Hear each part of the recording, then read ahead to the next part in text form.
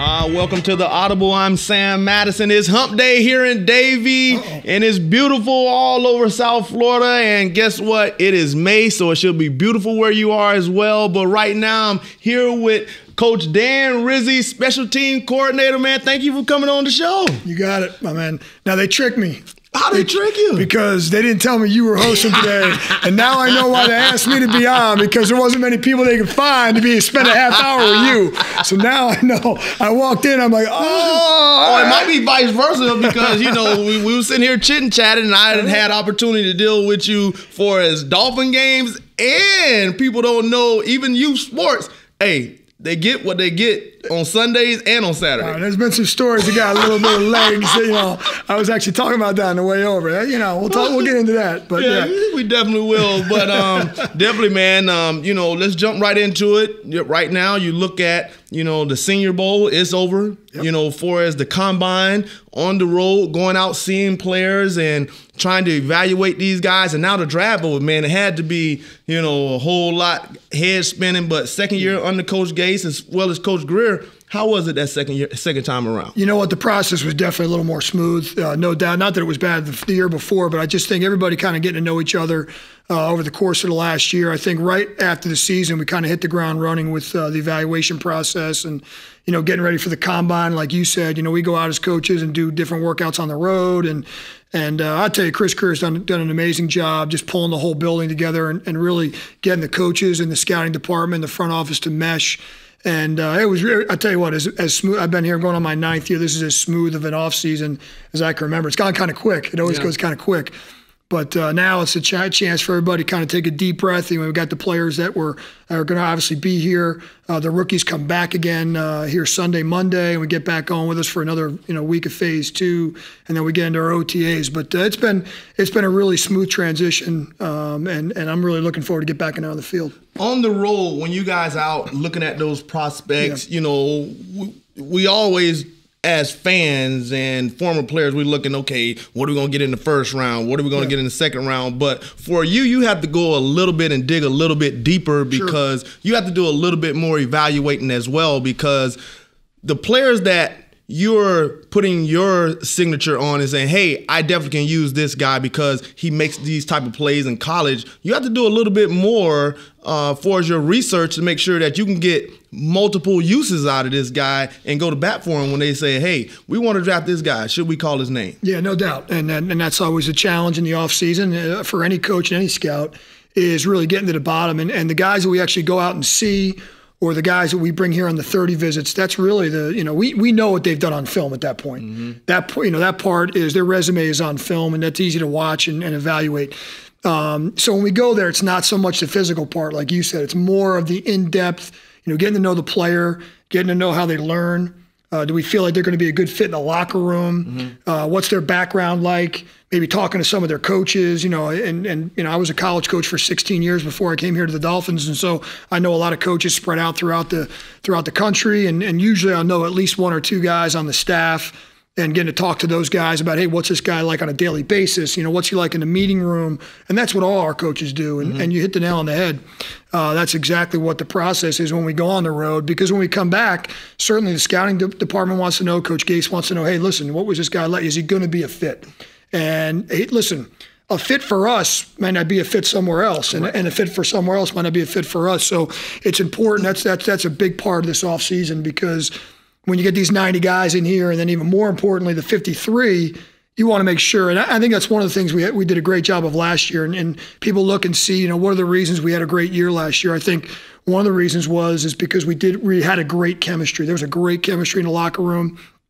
There was a lot of guys, kind of policing the locker room, policing themselves. Coach Gase didn't have to do a whole lot of that, and that part's real important. As I remember back when you were a player, that when you don't have to worry about the coach coming down on you, and the kind of the veterans kind of taking care of the locker room, and when you have those veterans in the locker room and all the different phases of, the team in the quarterback position, the tight end, and have somebody to man those positions, it kind of makes it easier for you coaches, like you said. Don't have to come down and say, hey, what's going on with the bathroom or the showers or this, that. Or the players handle that part. Yeah. But you understand, when you're talking about 90 guys, and trying to mesh those guys into one and have them on the same exact page, right now, for as the roster, are we at that capacity right now, or are we still evaluating? If I'm not mistaken, don't quote me on this, I think we're right around 88, 89. We might have one or two spots technically open, but we're close to max. I think there's maybe one or two spots that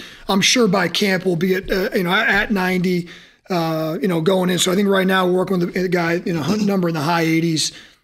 Give or take one or two, and there's always obviously a late addition or a guy that could be added, whether it's an undrafted free agent, a street free agent, or things like that. Where we feel like going in, maybe there's a position that, hey, going in, we might be a little light. We not want another guy at this for depth, or hey, we want to bring a guy in to really challenge at these different positions. So.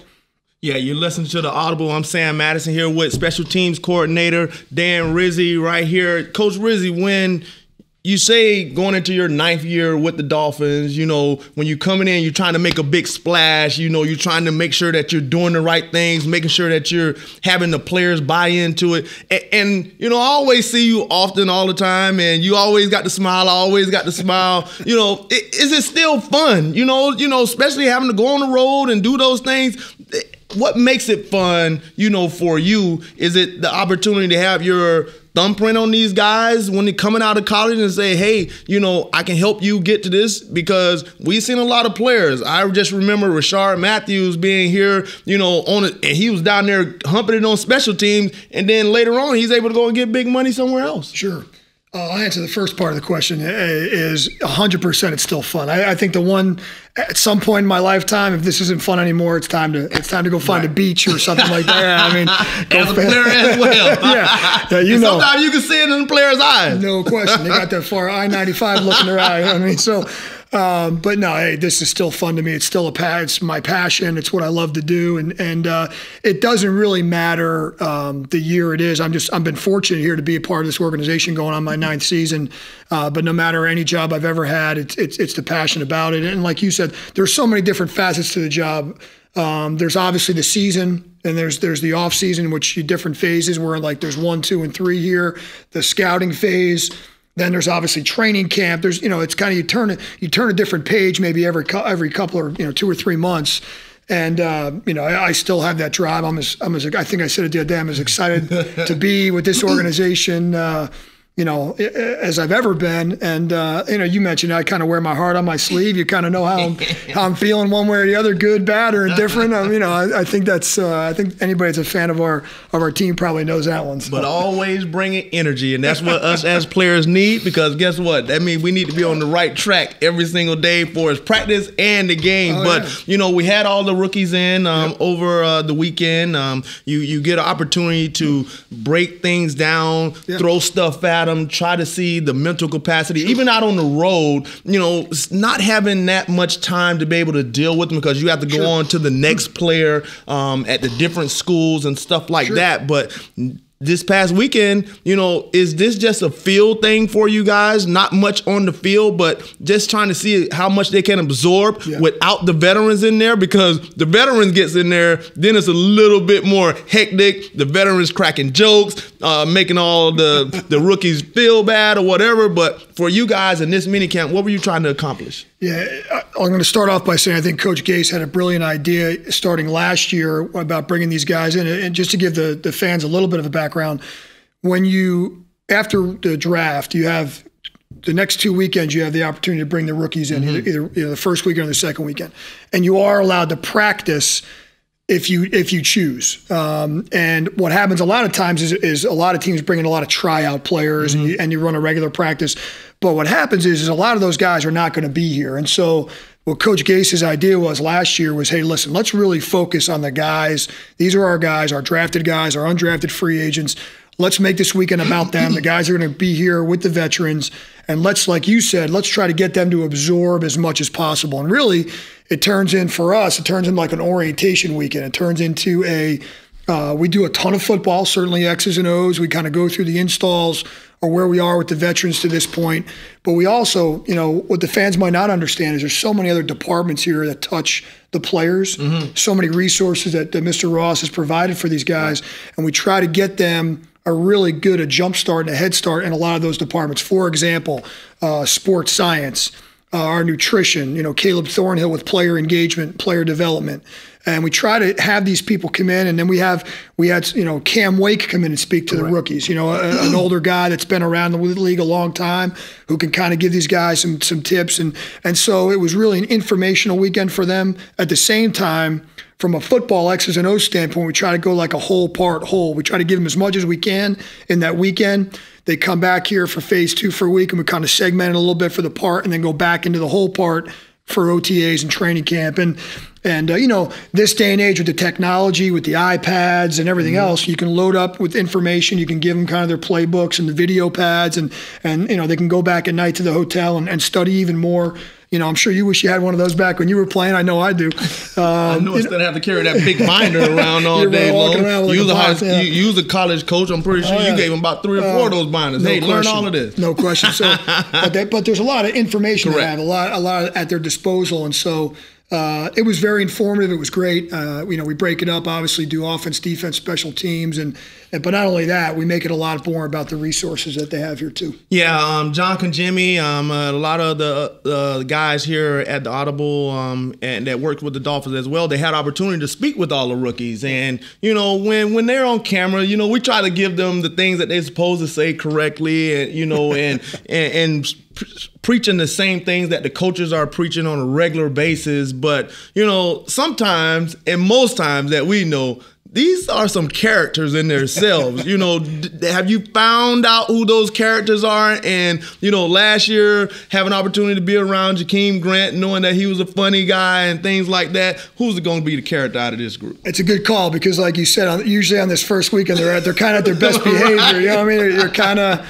you're kind of going to the prom, if you will, and acting on your, on your best behavior. So it's a little bit hard. There's a couple guys, I'll tell you what, Isaac, the guard that we drafted in the 3rd round, he's got a great personality. He's a guy that's going to be he's kind of got that world personality around him and just a bubbly guy. But I tell you what, you asked me that question in about 2 weeks, I'll have a much better answer for you. But all those guys were great. I mean, they all certainly come in a little bit tense. We try to let them get to relax a little bit and kind of go from there. But there's always a couple now. There's always a couple. Yeah. Oh, always. A couple clowns. And they keep you on your toes all the time. Oh, yeah. Well, I make them tell me jokes. I'm a big joke guy. So I'm like, all right, who's the joke guy? Right away, they volunteer, all right, this guy. Going right to the front of the room. Going right to the front. Come on up. Definitely. You're listening to the Audible. If you want to get your questions answered, make sure you get them in the Periscope, and those guys will send them over, and we'll definitely try to get. So let's head to Periscope, Coach. Hey, Coach, and this is from Jersey Star. Hey, Coach, who's throwing the ball further, you or Sam? Come on, man. Y'all already know I'm throwing the ball further than Coach. It's not even close. And I mean, I've seen him throw the ball. But at youth practice, I've seen him throw the ball as a coach. Hey, that was before I got my elbows fixed. They fixed now. And I had shoulder surgery 2 years ago, and I'm still throwing the ball farther than him. There's no way. There's no way. Foshizzy, my Rizzi. Sam, did you ever play special team? Man, listen, Coach, if Coach would have had me on his team, listen, he'd have been talking very highly of me right now because I'm going out there and I'm singling up. For sure, I definitely played special teams, and I did not take punt return off. Punt return is special. I watched you as a player. I would take this guy. I got to give him a little props now. I just ripped on him, but I would take it. When he had the pads on, the helmet on, I was no doubt. I would take this guy. Gunner, jammer, kickoff. Thank you, man. No doubt. Good. Yeah, man. No, special teams is a big part of the game, and for as it was Jimmy or Dave or whoever it was, they definitely was putting us out there because it gave us that change of feel advantage for us. And if I can help us, the offense in any type of way, that's what I was always about. El Chapo Jr. Coach, who's the special team coach who is the best special team coach you've ever been around besides yourself? Oh, best special. El Chapo, by the way. Chapo Jr. El Chapo Jr. I didn't know he was watching the show. Got best special teams coach I've ever been. I've been around a lot of great coaches. The unique thing about how I got into special teams coaching, I was a Division II coach, and I interviewed for a job, and I had never, I played special teams. I was a young coach, and I kind of got a baptism by fire. And so I've been coaching 25 years, and for 24 of those 25 years, I've been a special teams coach.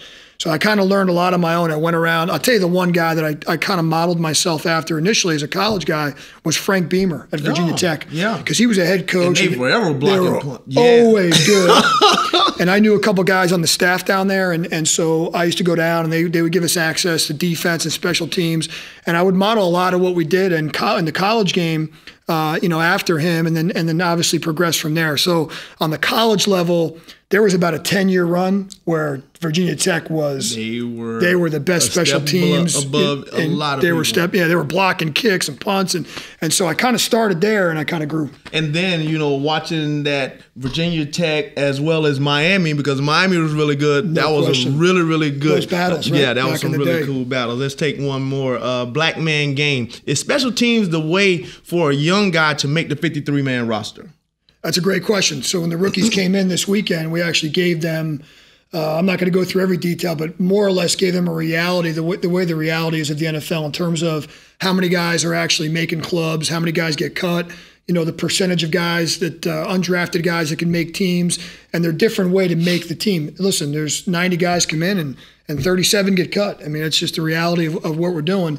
And we try to explain to them that this is definitely an avenue for a young guy to make this team, or any team for that matter. And, we are actually, I'll give you a really interesting statistic. Of our top 10 players last year, in terms of reps on special teams, 8 of them were not drafted.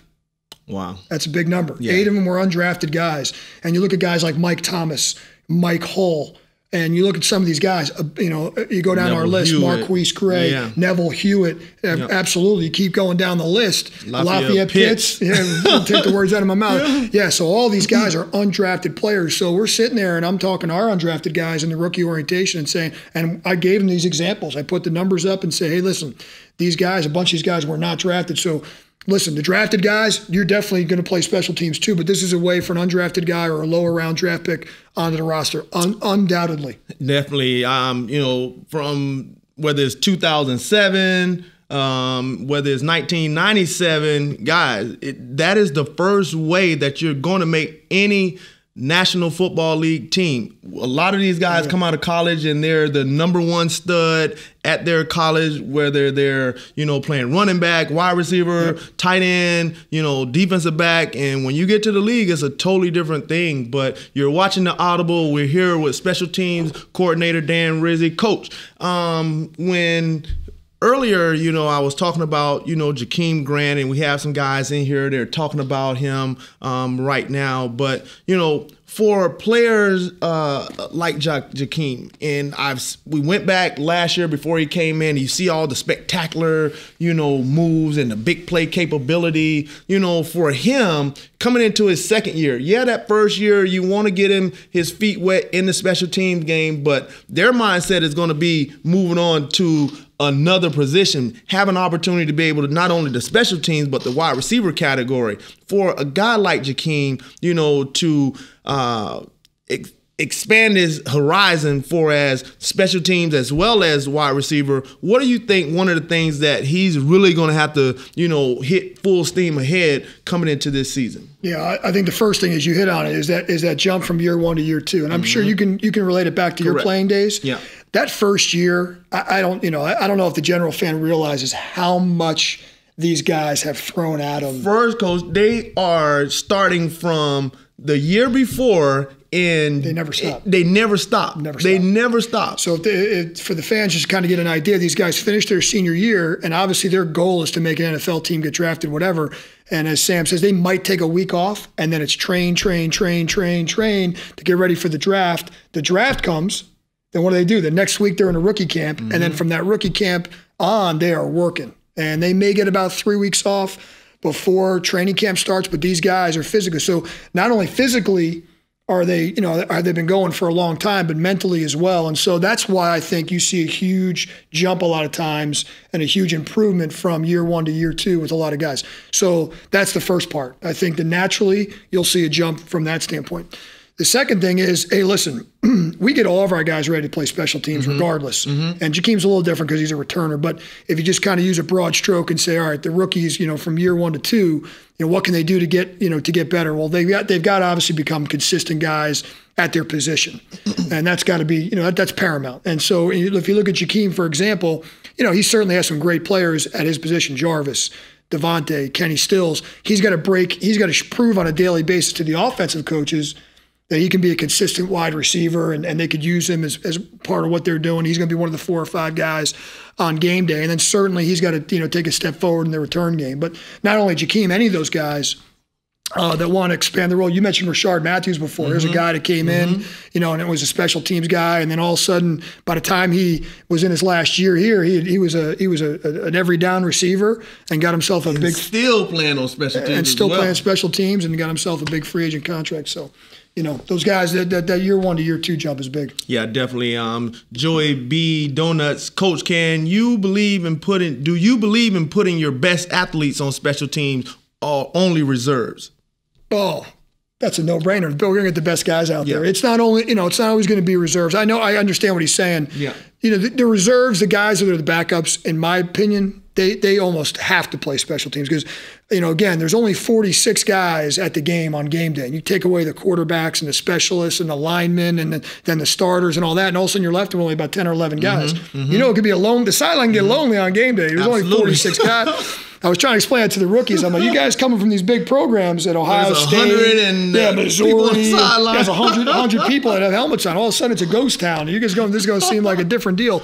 But we're going to every phase we kind of take on an individual basis. So our punt team, for example, you'll see a mixture of reserves and starters. Your kickoff team may be a little bit more of reserves. Our field goal block, you're going to see a bunch of defensive starters on there. And so it really depends on the phase, but everybody's going to have some type of role. And you remember when you're playing, you said you stayed on punt return. I'm sure you had some role on field goal block team.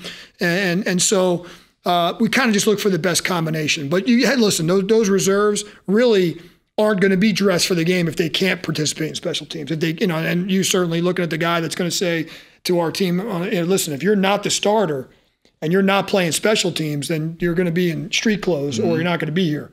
And, we make it very, very real to these guys that this is going to be the avenue that you got to get on the team.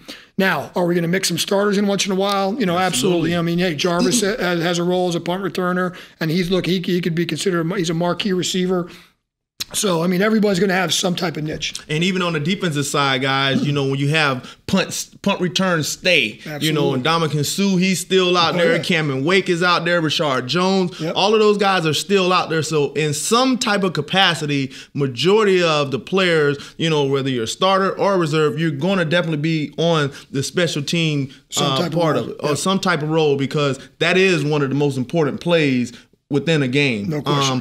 So it's been about 3.5, 4 weeks so far. The veterans have been back. Very good participation. Just being around the facility, and seeing the body language and seeing the way that these guys working out. How is the guys? Because they do have that something that they can say behind their name now, which is a playoff team. Sure, and it's funny. I was just talking about this with some of the coaches the other day. And you kind of look at where we are, what's today, May, whatever the heck day it is. I get lost in the days. If you look at where we are and this day in May from May 10th. Yeah, thank you, by the way. May 10th. I have May 10th, May 1st, May 2nd. My anniversary is tomorrow, so I should already know. Don't get in trouble. So, from where we were from May 10th to last year, we're night and day from where we were in terms of being ahead of schedule. Last year, new head coach. New offense, new defense. And so guys, the veteran guys, although they've been in the league a while, are learning a new system and they're going through this for the first time. They're learning new calls, they're learning new adjustments and new checks. Now we've got a veteran group, or at least a bunch of guys that are a bunch of returning players and just going out there. And from a special team standpoint, it's the same thing. We're definitely a few steps ahead of where we were, from last year. And so there's been a great vibe in the building. Like you said, a great energy. There's been a great participation. Really looking forward. We're in what we call phase 2 right now. We have one more week of that after this week. And then we get into phase 3, which is our OTA practice, where you can actually go out in a helmet and practice. You can only do certain things right now. There's certain limitations that we have. And so then we'll have our OTA practices. We'll have 10 of those, and then we're into our mandatory mini camp before we break for the summer. But there's a great energy right now. There's a lot of positive things going on. Just the camaraderie amongst the guys. I mentioned that chemistry in the locker room. That's picked up where we left off. And so these new guys coming in are going to have no choice but to fit right in. Jump on the bus or Or you get left behind. Exactly right. You're back at the bus stop. Exactly right. Definitely, man. So, Coach Gates coming in last year, you don't really know what direction he's going to go in or, how his structure is. But you have like a little hold on a lot of these players because you've been around them, and it all comes back to competition. Yep. And that was one of the things that Coach always talked about and harped on. Guys, we got to get competition. We got to get competitive in, the offensive line, the secondary, the defensive backs. Sure. And even from your role, this offseason, you bringing in another punter, another long snapper, yep. Whether it's offensive line, linebacker, defensive back, competition has definitely picked up, over the tenure that you've been here. But, you look at these young guys and everybody is hungry because they see it and the good thing, they had a little taste. Yep. A lot of these players have been put in and had opportunities like, okay, so now I want to make more plays. Sure. No doubt about that. And as you look, I have a board in my office and kind of list the positions, has each guy on there, and myself and my assistant Marwan Malouf were going through it the other day, and I'm like, I said to him, I'm really, really excited to get out there on the field and start doing the quote-unquote real stuff, because I'll tell you what, it's really... The real stuff is on the offseason when y'all getting all those plays together and hand us that playbook, and now, Coach, this is all I have to do? Y'all doing the real stuff. You know what I'm saying. The real practice stuff with helmets on and you're actually with the football and competition, because that's what it's all about. And you mentioned it, and I look at kind of that board every day and how the competitions are going to start, stacking up. And I'm really, really curious, really interested to see some of these position battles, because there's going to be some really good battles. Yeah. And I look at the depth. I know what some of these guys we brought in did in college and kind of what their background is. And we're setting up for some great position battles. And like you said, the competition from the bottom is pushing the top guys to be better. I mean, you remember as a player, a couple guys, new fresh meat comes in, and all of a sudden you're like, you see a guy do a couple drills, and you're like, start counting. Okay, 1, 2, yeah, 3. Okay, I got this guy pushing. And all of a sudden you're saying to yourself, I can't relax now. I got to give it my all every day, and competition makes everybody better in every walk of life, and it makes us all better. And I think that's what Coach Gase and Chris Greer and our scouting department's done a great job of bringing these guys that we have in right now on the roster. And it's really setting up for some, there's a lot of depth in a lot of spots, and there's going to be some really, really good position battles coming forward. Yeah, definitely looking forward to that. And, coming out here and having an opportunity to have the fans come up here and watch these guys, I know it's definitely going to be fun. So you know how it gets out there, and I think after this draft, these guys are really pumped up. We had the draft, and then a lot was going on, and it was fun. You got the AARP that weekend. You have the DCC, golf tournament. The players out there, everybody showed up. The coaches as well. So always fun. But we're bringing in a really good, talented group of guys. Just briefly, special teams wise, what do you think that we can get out of these guys? Harris, McMillan, Tankersley, Asada, Taylor Ford, all of these guys. Yeah, I mean, it really started with our first draft pick. I mean, here's a guy that was a really exceptional pass rusher in college. And, as we go on in camp, we're going to get him ready for a bunch of different roles. But here's a guy that's got a great talent. A guy that I could certainly see, rushing kicks and punts and things like that, and kind of see where he falls in and how many downs, and all that'll take care of itself down the road.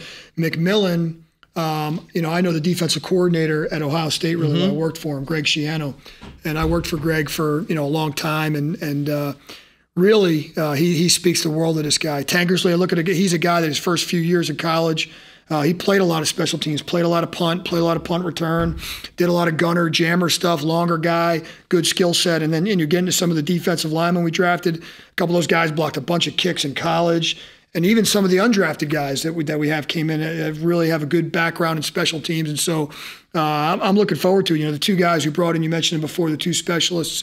We brought in a snapper that was in last year's draft class that had gotten hurt. Injured, yeah. Yeah, and he's back, Winston Chapman, and he's a Mississippi State guy that was a really good snapper in college and going to provide some great competition for John Denny.